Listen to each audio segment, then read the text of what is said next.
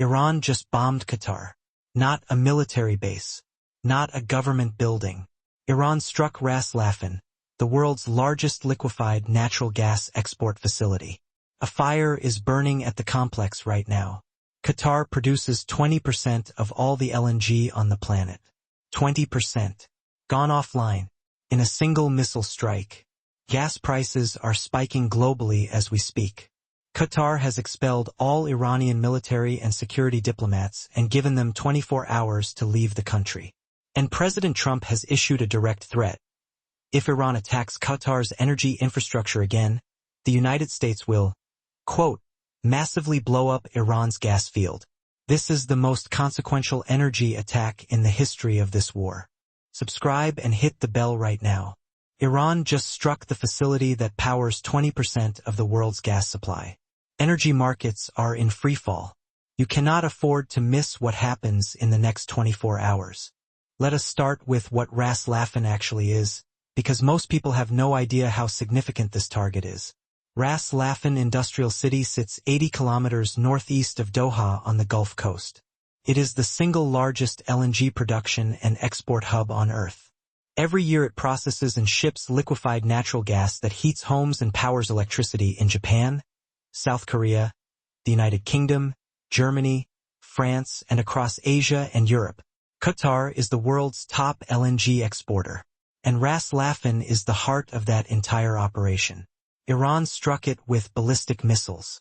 Qatar confirmed at least one got through, 4 others were intercepted. The one that hit caused what Qatar's government described as extensive damage and sparked a massive fire. LNG production at the facility has now been suspended. The impact on global energy markets is immediate. European gas prices jumped 32% within hours of the strike. Qatar's response was immediate and diplomatic, and historically significant. The Qatari Foreign Ministry declared all Iranian military and security attaches at the Iranian embassy in Doha persona non grata. They have 24 hours to leave Qatar. This is the first Gulf state to formally expel Iranian diplomatic staff since this war began. Qatar had previously tried to maintain a neutral position. It hosts the largest U.S. military base in the Middle East at Al Udeid Air Base, but it also maintained diplomatic relations with Iran. That neutrality is now over. Qatar explicitly called the attack a dangerous escalation, a flagrant violation of its sovereignty, and a direct threat to its national security. Qatar's decision to expel Iranian diplomats is a diplomatic earthquake. It signals that Iran has now turned a neutral Gulf state into an open enemy. President Trump escalated within hours. Speaking from the White House, Trump issued a direct personal threat to Iran, stating that the United States will, quote, massively blow up an Iranian gas field if Tehran continues attacking Qatar. The specific target Trump referenced is South Pars, Iran's largest natural gas field, which Israel had already struck earlier this week in a strike coordinated with Washington. South Pars is to Iran what Ras Laffan is to Qatar, its economic heart. Iran exports and uses South Pars gas for domestic electricity and revenue generation. Trump's threat is clear. Strike Qatar again, and we destroy the Iranian economy's gas backbone entirely. This is the first time a sitting U.S. president has issued a direct public threat to destroy a specific piece of Iranian civilian energy infrastructure by name. The global energy market impact is already severe, and it will get worse. Oil rose to $110 per barrel today, the highest since this war began. European natural gas futures surged 32% in a single session.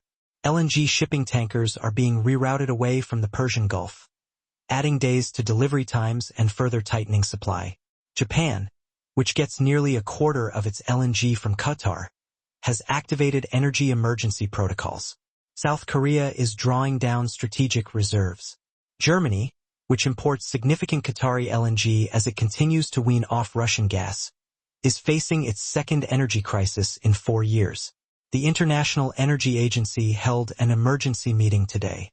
And with Trump threatening to strike South Pars and Iran threatening further Gulf attacks, energy traders are pricing in scenarios that would push oil above $150 per barrel, a level that would tip the global economy into recession. Iran just struck the world's largest gas terminal. Qatar just expelled Iranian diplomats. Trump just threatened to blow up South Pars. And oil is at $110 a barrel.